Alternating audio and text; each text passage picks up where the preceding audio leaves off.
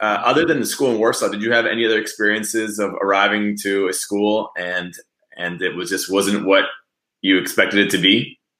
Yeah, I'd say so. In my book, I have a whole chapter about red flags.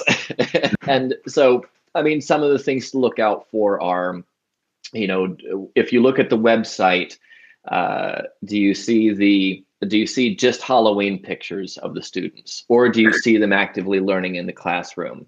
And for those classroom pictures, is it all just a bunch of kids with their hands up? Because that's a bad sign. You don't want to work in a school that relies on kids putting their hands up. You want to work at a school where they're actively engaged in something. So if they're huddled around a table working on a project, that's a good sign. You also there's also a little bit of, I don't know how to put this. There are some cultural considerations to look for as well. I mean, a lot of schools will, because there's a bit of inherent racism in a lot of international schools.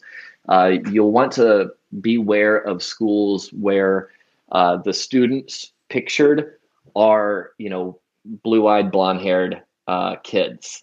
If they're only putting their white supermodel kids on the landing side of their school's page, that's a red flag, because a truly international school is going to have a truly diverse population, and there should be some representation of that on their website.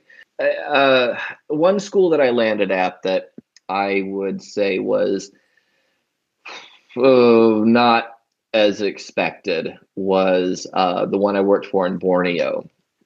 And there were some red flags at the beginning, but I ignored them because honestly, myself and my partner at the time, we were really hungry for work, and there just wasn't anything coming our way. And so a friend from Bali actually connected me with the school he was working at in Borneo, and it seemed legit. I mean, there was from the interviews, it sounded like there was a lot of money behind the school. There was a lot of support for teachers. We were even flown down to interview in person, which I was pretty impressed by. But there were little things like the decision making for the school all seemed to be centralized with one guy who was also the owner. And I remember watching him snap at a waiter and thinking, who does that? and so when we did relocate down there, I mean, there was a lot that was great about living in Kota Kinabalu. We had this beautiful apartment with a sunset and a sunrise view. We had a beach, easy distance from where we lived and worked. So that was all great. But I've never worked at a school that it was like a really bad Harry Potter movie. All the kids wore robes. All the teachers wore robes. I don't know who does that anymore.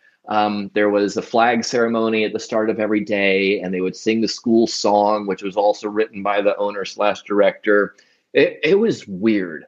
And like they modeled themselves after a British school, but having now worked in a few British schools, this was maybe a British school from 1960. It was, and yeah, there was just a lot of yelling at kids, and there was a lot of it was not the kind of learning environment I wanted to be teaching in.